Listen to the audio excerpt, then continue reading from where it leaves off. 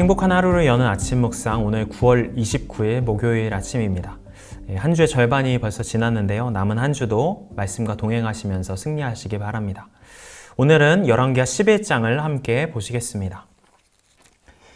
아하시아의 어머니 아달랴가 그의 아들이 죽은 것을 보고 일어나 왕의 자손을 모두 멸절하였으나 요람 왕의 딸 아하시아의 누이 여호세바가 아하시아의 아들 요아스를 왕자들이 죽임을 당하는 중에서 빼내어 그와 그의 유모를 침실에 숨겨 아달랴를 피하여 죽임을 당하지 아니하게 한지라. 요아스가 그와 함께 여호와의 성전에 6년을 숨어있는 동안에 아달랴가 나라를 다스렸더라.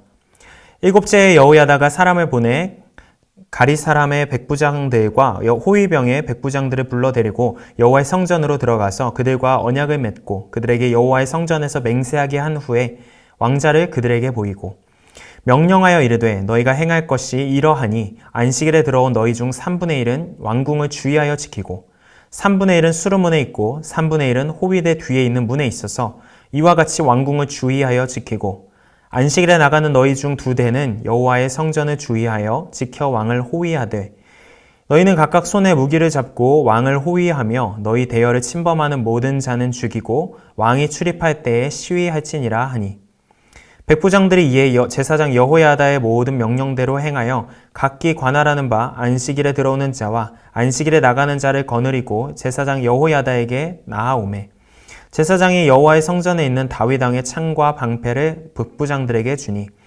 호위병이 각각 손에 무기를 잡고 왕을 호위하되 성전 오른쪽에서부터 왼쪽까지 제단과 성전 곁에 서고 여호야다가 왕자를 인도하여 내어 왕관을 씌우며 율법책을 주고 기름을 부어 왕으로 삼음에 무리가 박수하며 왕의 만세를 부르니라.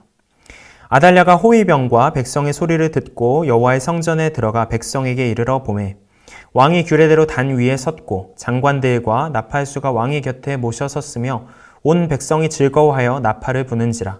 아달랴가 옷을 찢으며 외치되 반역이로다 반역이로다 하매 제사장 여호야다가 군대를 거느린 백부장들에게 명령하여 이르되 그를 대열 밖으로 몰아내라. 그를 따르는 자는 모두 칼로 죽이라 하니 제사장의 이 말은 여호와의 성전에서는 그를 죽이지 말라 함이라.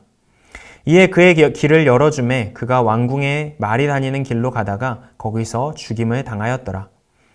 여호야다가 왕과 백성에게 여호와와 언약을 맺어 여호와의 백성이 되게 하고 왕과 백성 사이에도 언약을 세우게 하매 온 백성이 바알의 신당으로 가서 그 신당을 허물고 그 제단들과 우상들을 철저히 깨뜨리고 그 제단 앞에서 바알의 제사장 mat단을 죽이니라.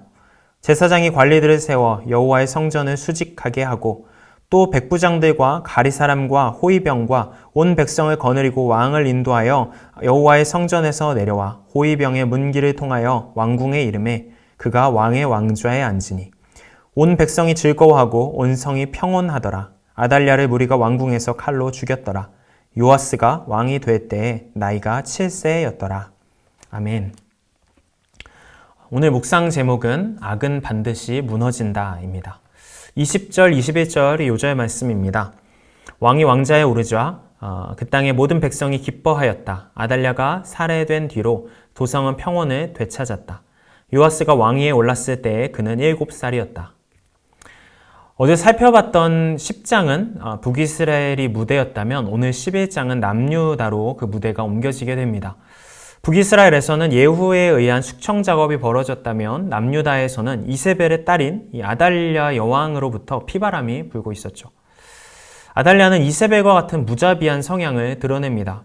1절 말씀을 보시면 아하시아의 어머니 아달랴가 그의 아들이 죽은 것을 보고 일어나 왕의 자손을 모두 멸절하였으나 유다 왕이자 자신의 아들인 아하시아가 죽임을 당하자 남편 요람이 남긴 왕의 자손을 모조리 멸절합니다. 위태로운 자신의 권력을 공고히 하기 위해서 가족관계 따위는 전혀 신경을 쓰지 않는 잔인한 모습이죠. 아합의 집안이 뿌리 뽑힌 것처럼 이대로 다윗의 집안도 멸절하게 되는 것인가? 라는 생각이 듭니다. 다행히도 왕자 한 사람이 살아남게 됩니다. 고모인 여호세바가 아기인 요아스를 몰래 빼내서 유모와 함께 여호와의 성전에 숨긴 것이죠. 요아스는 아달랴의 6년 통치 기간 동안 살아남게 됩니다. 아달랴의 통치 7년째가 되던 해에 제사장 여호야다로부터 쿠데타가 일어납니다. 성전 경비를 강화한 후에 성전 경내에서 요아스를 왕좌에 즉위시키는 예식을 진행합니다. 아달랴는 이 움직임을 너무 늦게 알아차렸고 거룩한 땅에서 끌어내려져서 결국 처형을 당하게 되죠. 그 후로 17절에는 감동적인 장면이 나옵니다. 여호야다는 이스라엘 백성이 주님의 백성이 되는 언약을 주님과 왕과 백성 사이에 맺게 하고 동시에 왕과 백성 사이에도 언약을 맺게 하였다. 바알 숭배의 광풍이 지나간 후에 유다 백성은 하나님의 백성이라는 자신들의 이 정체성을 다시 한번 확인하는 언약 갱신 의식을 갖습니다. 또한 왕과 백성 사이에서도 다시 언약을 맺는다라고 기록되어 있는데요. 왕정에 대해서 이방 나라와 같은 사고방식이 지배하던 이 구시대를 탈피하고 다시 한번 이스라엘 특유의 하나님이 직접 다스리시는 이 왕정의 가치관을 재정립하는 것으로 보입니다.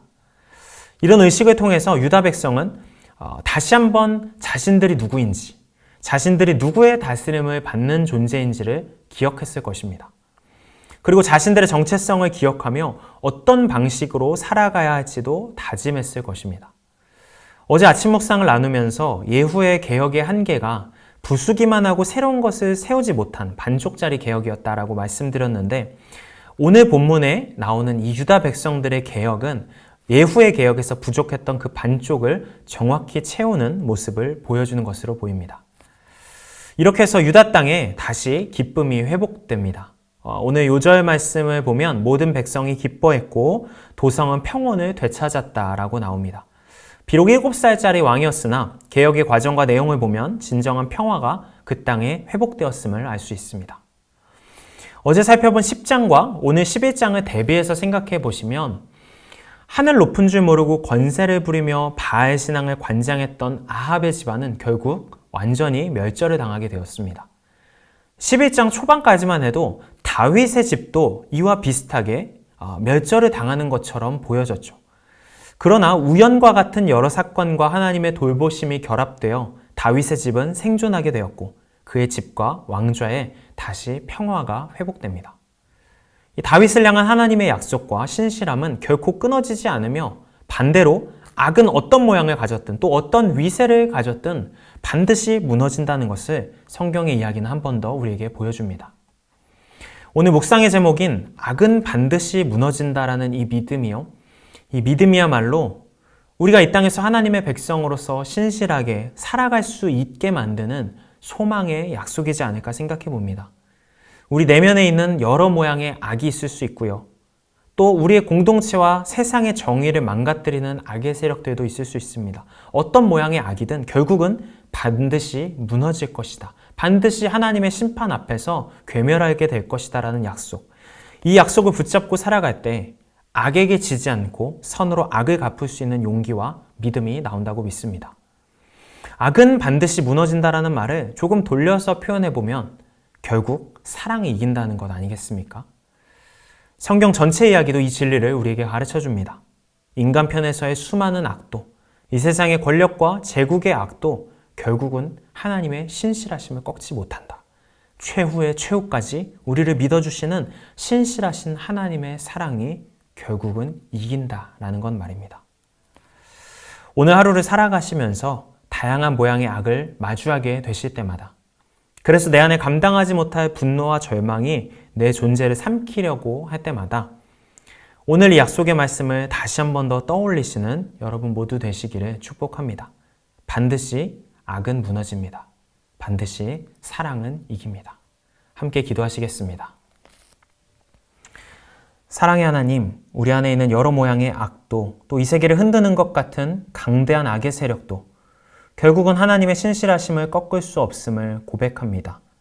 우리를 향하신 신실하신 하나님의 사랑이 결국은 이긴다는 것을 신뢰하고 소망하며 오늘도 우리에게 주어진 여러 모양의 악을 선으로 갚으며 승리하며 살아갈 수 있도록 인도하여 주시옵소서.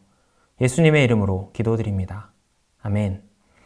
하늘에 계신 우리 아버지, 아버지의 이름을 거룩하게 하시며 아버지의 나라가 오게 하시며 아버지의 뜻이 하늘에서 같이 땅에서도 이루어지게 하소서. 오늘 우리에게 일용할 양식을 주시고 우리가 우리에게 잘못한 사람을 용서하여 준 것 같이 우리 죄를 용서하여 주시고 우리를 시험에 빠지지 않게 하시고 악에서 구하소서. 나라와 권능과 영광이 영원히 아버지의 것입니다. 아멘. 함께 기도하시겠습니다. 주님.